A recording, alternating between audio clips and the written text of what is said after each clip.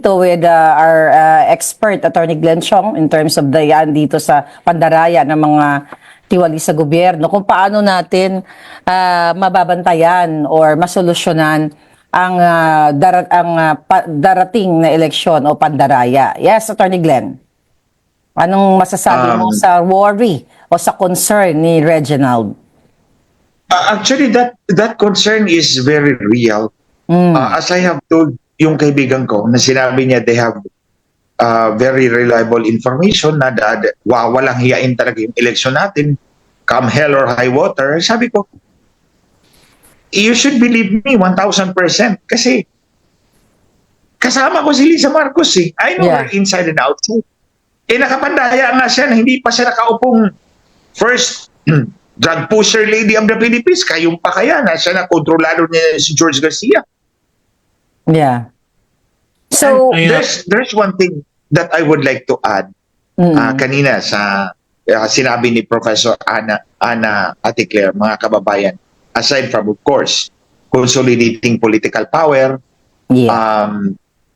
i-trade talaga niya yung pagpakapanalo ng boto for impeachment kay Inday Sara. That's one, first and foremost. Pangalawa, extending the Constitution, tatanggalin niya, changing the Constitution rather, tatanggalin niya yung mga balakid ng mga senador dyan. Of course, preparing for the 2028 presidential election was the most, I think, ang ever-present na concern niya is yung American support, which he does not have. Wala siyang suporta kay President Trump. Hindi tulad kay Biden.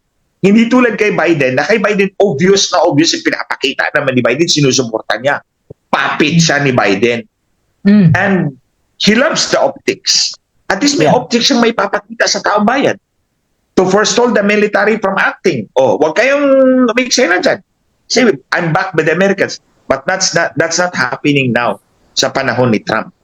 That's why, Professor Ana, I hope you will agree, he needs to consolidate political power. Yes. Kailangan niya magtalaga ng maraming foot soldiers politically because wala na siyang backer sa Washington. Kasi hindi siya naimbita ni Donald Trump. Ayun na nga. Sabi ko nga kay Ate Claire, nung nag-cruise kami, susulatan natin si Trump na hindi pa nananalo. Na ito ay mandaraya kasi ayaw niya sa mandaraya. And in fact, sinulatan niya namin si Trump. At in-acknowledge naman nila na natanggap nila yung packet namin, yung dossier namin. Ang tanong nga may magagawa bang mamamayan? Mukhang kontrolado nila yung makina. Hawak nila mga pin. Mukhang wala na tayong magagawa dahil ito'y automated. Ito talaga yung wina-warning namin sa Supreme Court dun sa kaso sa 2010. At mukhang nangyayari. Nangyari na nung nakalipas, lalo pang mangyayari ngayon. Ano dapat gawin? Siguro ito pa, idagdag ko muna to ha. Idagdag ko muna to. Okay, go ahead. Most of the evidence na sinabi ko sa inyo kanina were Smartmatic. In fact, di ba, tinanong mo ako, Atty. Harry, meron ka ba sa Miro? Sabi ko, wala pa akong personal knowledge sa Miro. Kasi ito pa yung una. Pero this I can... Bago. Bago nga. Ito namang ebidensya ko nakalap ko against Smartmatic. But in one of those, marami kasing hearings akong inattend doon sa Senado. Sa Senado talaga nag-hearing. Ang alam ko, yung oval at yung pangalan ng kandidato, the oval is actually in terms of parang, ano ba yun, yung, ano ba tawag doon, yung positioning niya, di ba may numbers yan? Yung kung anong position ng oval corresponding to the name, it's not actually the name, but it's code. It refers to another reference table kung sino tong code na to. So kaya sinabi ko, kung dadayain tayo, pwedeng palitan yung code. Yung code, ibang pangalan. Instead of pangalan, for example, itong oval na to. Itong oval na to. I got it. Ana Malindog. Okay, sige ha. Mag-demonstrate tayo. Itong oval na to, Ana Malindog. Pero sa machine, hindi siya Ana Malindog. It's 101. So, may reference table yan na titingnan. Sino to si 101? Na kung papalitan ko ng Glenn Chong, yung boto mo akin. Yes, Di ba? yan. Gets ko. Okay, that's I got one. it, yeah. That's one. I got it. Okay, you get it, ha? Balikan ko ulit, ha? Itong oval na to, meron niya siyang column to, line. Di ba? Line, column. Tapos yung pangalan mo sa balota, Professor Ana Malindo. Pero hindi yan doon sa makina. It's code. It's For cool. example, ang code na naka-assign sa'yo is 101. Mhm. So, yung makina will refer to another table. Sino to si 101? Mhm. Because At that's standard. i-credit niya dapat doon. Sino to Oo. si 101? So, sasabihin naman kayo si Professor Ana Malindog yan. Mm. Pero kung papalitan ko yung reference table, yung 101, si Glenn Chong yan. Yung boto mo, akin. Oo. Di ba? Okay. I know na itong Smiro ngayon is using exactly the same procedure. Oh So, my We are God. exactly dealing with the same system. It's the Yun same yung system, gusto ko. different name. Although yung information ko is about Smartmatic, it does not actually look at the names but a code, and then kailangan mo mag-refer to another reference table para ma-decode mo kung sino to. It's exactly the same system that Smartmatic is using, and I addressed this to George Garcia. George, alam mo kung anong pinagsasabi ko. Alam mo kung anong pinagsasabi ko. Madaldal ka kasi, George. Madaldal ka kasi. Na-pick up namin doon sa isa mong dal. So, nakita namin, ito pala. It's no different from Smartmatic. So, the cheating would be no different as well. Kasi parehas ang parehas ang So, walang diferensya. Pareho lang. Ang diferensya, Smartmatic parehas na ang system sistema. at ang Miro. So, and then, believe me mga kababayan, pag si Lisa Marcos ang magsabi, huwag kayong maniwala. This person is the most transactional person I've ever seen in 50 years I've been walking this earth. Well, pakinggan naman natin Ibibenta, itong si ibibenta kayo. Attorney Glenn, pakinggan naman natin itong si Chris Ikalina ng Hakbang ng Maisog International. Chris, go ahead please. Attorney Harry, wait muna. Wait Can I lang. excuse for 15 minutes? I'll just eat my dinner. Sige. And I come back. Sige, Ayan, habang yes po. pinakikinggan natin itong mga Sige. viewers Sige. natin. I'll come back. Okay, Diyan excuse lang me, kayo. si Attorney Glenn. Wait, Ano mo lang, ano mo lang, Kasi- Attorney Glenn, i-close nyo lang yung video, pero dyan lang kayo. Yes. Si Glenn at si Maisog. Hello, go ahead. Maisog International. Maisog International, okay, wait lang. Kumakain lang Si si Attorney Giancarlo ba yan o yung isa? Giancarlo, okay. Si Gian ba? Okay. Si Gian ang tinawag nyo? Sino ba yung Hindi, yung natawag ko maisog. kanina? Yung maisog, Maisog? ano. Maisog.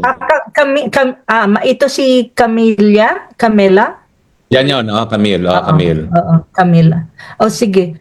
You can unmute na po. That's it. Thank you so much. Ayan. Okay. Ayan na, ma'am. Oo. Ma'am Camila, yes. Naka-unmute. Please unmute yourself po. Camila Iman. Pwede nyo na pong i-unmute yung sarili nyo.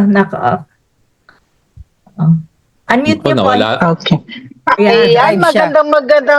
magandang hapon po sa inyong lahat. Attorney Roque, Prof. Ann, Yes. Harlika, magandang hapon. Glad to see you all here. Nabigyan din tayo ng chance. Eto nga, nakikinig po ako sa inyo, And worried po ako at ang aking community dito sa United Arab Emirates kasi nga po, alam naman natin na may dayaang mangyayari talaga sa darating na eleksyon. Ano po ba ang dapat talaga nating gawin para talaga kasi natatakot kami yung 2022 na bumoto kami, of course, same pa rin naman siguro yung proseso, shaded pa rin. So, ganun pa rin siya.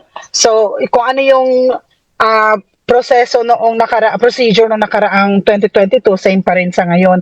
So, kami, sa community, kasi Maisog UAE kami, nag-uusap-usap kami at ang aking Wow Vlog Worldwide community kung ano bang maitutulong namin bilang mga nasa ibang bansa tayo ng mga OFWs na para talagang maiwasan ba yung dayaan, mabantayan yung mangyayaring dayaan. Dahil ayaw na natin ang ganitong governance. sobrang ano na tayo, kawawa yung mga nasa Pilipinas. Kawawa sila na sense na parang wala nang buhay talaga ba? Kaya nga kami sumuporta noon kay BBM sa pakiusap ni ni VP Inday Sara dahil nga yung sinasabi nating unit team, ipagpapatuloy ko ano yun ang simulan pero hindi nangyari.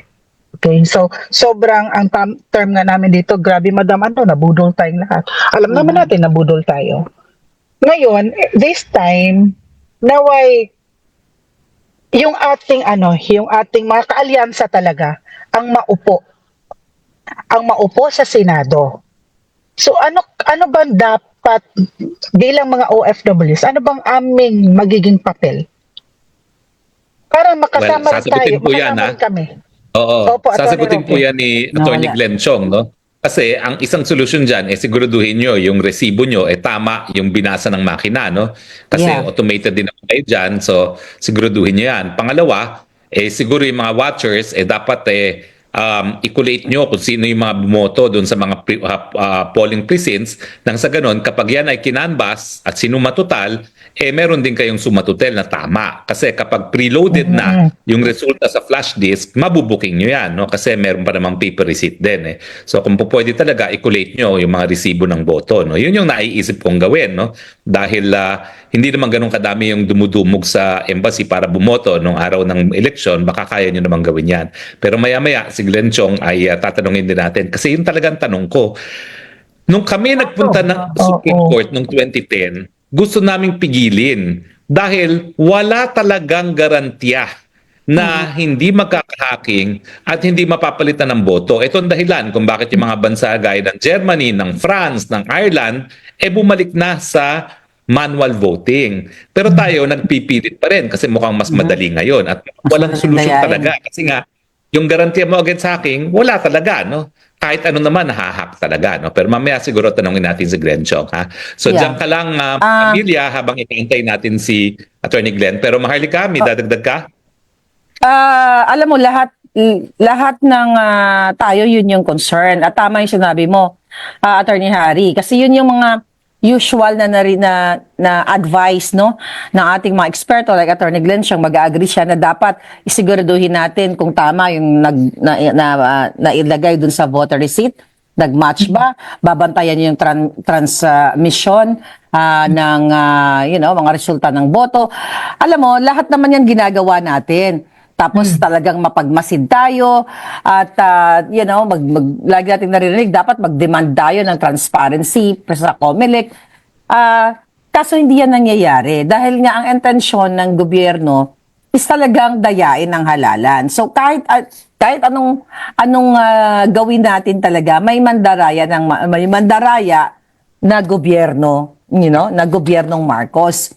So isa sa naririnig natin diyan na dapat i-overwhelm yung votes para mahirapan sila mandaya. Pero kasi, ang pandaraya is digital. Hindi natin nakikita. Electronic siya eh. Oo. Electronics, hindi Digital natin, yan like tayo mga common tao na hindi naman tayo magaling sa mga ganyan, at nagpapasalamat tayo na may mga katulad ni Attorney Respicio, Attorney Glenn Chong, na nagpapaliwanag sa taong bayan yung mga posibleng hacking o posibleng pandaraya. Kaya lagi kong inuulit-ulit na 100% mandadaya sila. Ako, i-insist ko, narinig yun na kanina, ang ultimate solution para mawakasan ng pandaraya, kumilos ang taong bayan. Hindi lang dun sa pandaraya na issue natin, sa nangyayari sa atin ngayon sa Pilipinas, na tapusin na tong gobyerno ni Bangag. Paano yung tapusin? Magsalita ang taong bayan na tama na. Sobra na ang panggagago ng gobyerno ito. Hindi lang sa darating na dayaan o mga nakaraang dayaan na ginawa nila, yung mga nangyayaring krimen, patayan, my God. So, yun ang bottom line ng problema talaga natin.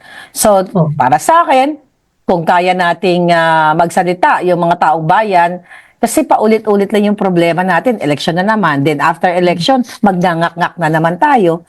So nakakalungkot, sisuppress tayo, patatahimikin tayo, katulad na ginagawa kay Attorney Respicio. So may mangyayaring dayaan. It's sad dahil wala talagang matino dyan sa COMELEC na yan. So, lahat ng worries ninyo, lahat ng mga concern niyo, concern din namin yan. Ang pinaka-ultimate solution talaga, kasi masyado kung, alam niyo naman, straightforward talaga, kung pwedeng tapusin na natin yan as soon as possible, we have to end them.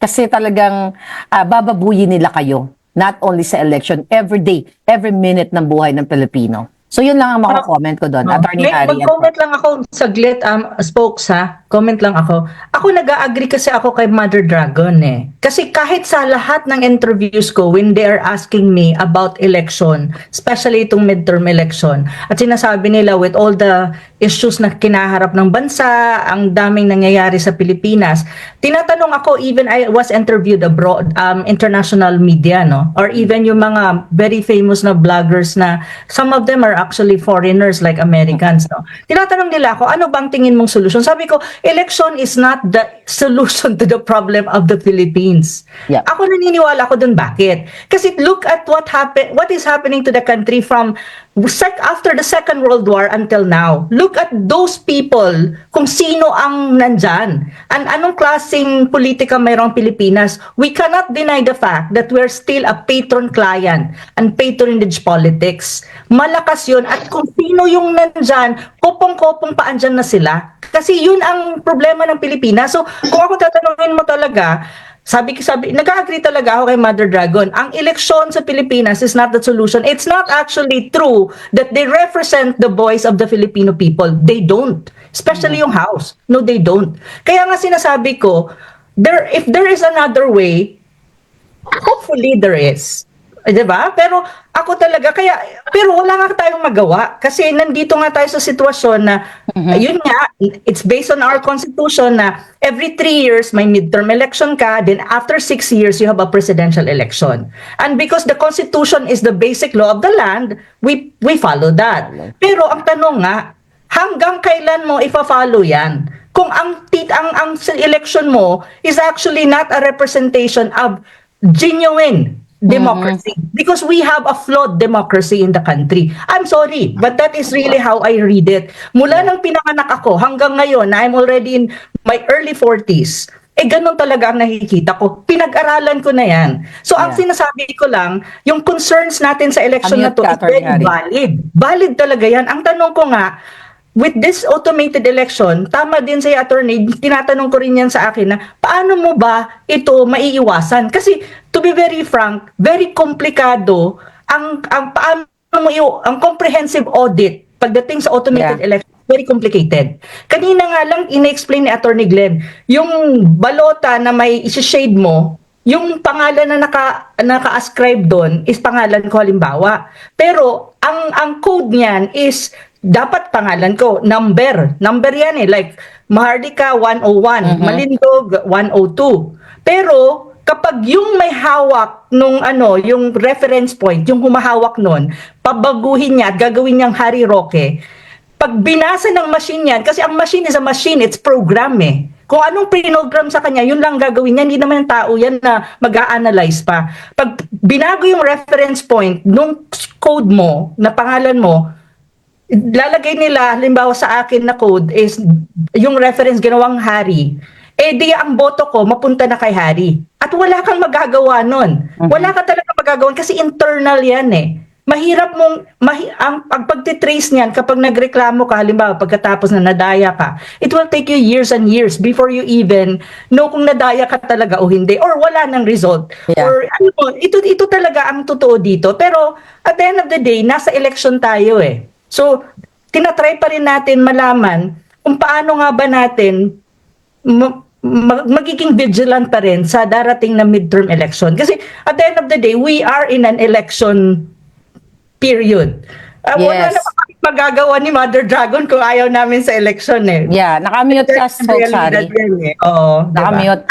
Ni Harry, kailangan Kaya- mo yan mo. Kaya nga kung matatandaan Kaya ang ninyo, sumatotal kasi, para magkaroon ng credible na eleksyon, kinakailangan yung mga namamahala magpapatakbo din ng eleksyon, yung Yes. magpapatupad ng batas sa eleksyon, hindi lang ang COMELEC, kung hindi ang gobyerno mismo, ay kapani-kapaniwala rin. No? So mukhang yun ang mensahe natin. Eh.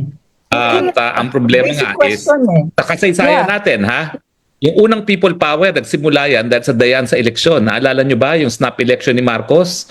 At yung Yeah. nag-walk out, yung mga tabulators na talagang alam nilang linulutong resulta. So nag-walk out sila. At dahil nawalan na nga ng tiwala ang tao sa proseso ng eleksyon dahil dinaya, ayun, gumana na ang people power at the rest is history, no? At ang sinasabi ata ng ating dalawang resource persons na ako'y nagsasang-ayon din, mukhang kinakailangan muna tayong magkaroon ng isang sistemang malinis bago magkaroon ng Yes. isang malinis na eleksyon, no? Pero yan ang katotohanan. So anyway, subukan muna natin tawagan itong mga Madagdag ko lang, Attorney Harry, no? nakataas na kamay. Attorney Harry, Kanina- bago mo siya tawagin, ano, Oo. kung sino yung susunod, madagdag ko lang na sinasabi mo na kailangan talaga magkaroon tayo ng matino o maayos sa sistema. Ito yung sinusuportahan namin ni Attorney Glenn at ito yung panawagan ni Manggagamit dati na chairman ng Committee on Commission on Elections sa Senado, si Amy Marcos. Itong hybrid election na ito ang pinaka pwedeng sistema na ang pagbilang ng mga boto sa presinto ay mano-mano at automated yung transmission. Napakadali yan na i-implement o gawin. Pero hindi nila ginagawa. Kasi mag-agree sa Atty. Glanchong at lagi yan ang binabanggit na, mas safe yun kasi namomonitor pa lang sa presinto pa lang. Let's say sa isang presinto, kung let's say 200 kung makikita na ng mga watchers natin kung sino yung nanalo sa presinto na yan. Let's say precinct number 1. 'Di ba? Tapos, alam na ng mga watchers, alam na ng bawat kampo kung sino yung mas maraming boto nakuha sa presintong yan. Then, dun sa transmission nga na sinasabing automated, hindi na nila pwedeng madaya yun. Kasi nga, meron na alam na ng both parties na 200 yun nakuha ang boto ni certain candidate dyan. Pero ayaw nilang gawin. Kasi nga, ang intention ng gobyerno mandaya. Kaya mag-agree kami dalawa ni Professor Ana na talagang hindi ultimate solution ang election, kundi ultimate solution, gurgur all the bangags. Yun lang yun sa akin. Dagdag ko lang, no? Sorry. Kaya ang alternatibo ay hybrid kasi ang matagal naman talaga yung canvassing. Napapansin ninyo? Oo. Ang naman ang bilangan sa presinto pagdating alas 12 Madali. tapos Tapos Yes. na yan. Oo, May lahat sila experience pipila ako na doon dyan, sa canvassing. folks, Yun yung kasi matagal. nag-watcher ako. Oo. So Watcher pwede ako. talagang i-automate natin yung canvassing, pero yung counting, dahil may karapatan nga na dapat public counting, dapat talaga nakikita ng taong bayan at yun ay suportado ng mga desisyon ng kataas-taasang hukuman ng Germany, ng France, ng Ireland at iba pang mga bansa. Pero ngayon, tawagin ko muna ha. Actually, kanina, pinatawag natin yung isang taga-Maisog International. Ben Repol, please. Oh, you have 2 minutes. Go ahead. Hi, Ben. Unmute nyo po. Ben, you can unmute actually. Oo. Ayan. Unmute mo. Ayan. Okay. Yan, go ahead, go ahead. Thank you. Hi, Ben. Kamusta Ana, diha? thank you, Ma'am Maharlika. Ma'am Okay. Claire, thank you, spokesman. Thank you din sa mga maisog na inimbita ko dito, Spain, Germany, at saka yung iba pa. So, yung concern namin dito is hindi kami kinukonsulta. Nagkaroon tayo ngayon ng online voting. So, malaking duda po sa akin yun, sa amin yun. Kasi kung nadaya man doon sa machine, kami madadaya kami sa online, mas lalo kaming vulnerable doon. Buti sana kung yung online voting namin, makita namin sa embassy, hindi yung sa embassy mag-reflect, kundi direct mismo doon sa headquarters ng COMELEC. So yun po ang concern namin, dahil daw, malayo yung mga bahay, walang chance na pumupunta sa embassy, sa voting centers, pwede naman naming ipadala sa mail, sa post, yung mga boto namin. Pero they are very concerned na doon talaga kami magputa sa boto sa machine, sa computer, sa aming mga smartphones. So, malaking chances po na dayain yung boto ng mga OFW. Yun ang masakit. Kasi pinaghirapan namin yung boto namin, pinalabas namin yung rights namin, we practice on exercise our rights of suffrage, tapos dadayain lang Saan na ba ang sanctity ng ating boto bilang Pilipino? Talagang Yeah. ang ina nila. So, Well, yeah. anyway, Berna, let's hold that thought. Tatanungin natin si Attorney Glenn Chong tungkol dyan dahil tanong yan, paano naman maiwasan ang dayaan sa online voting sa OFWs.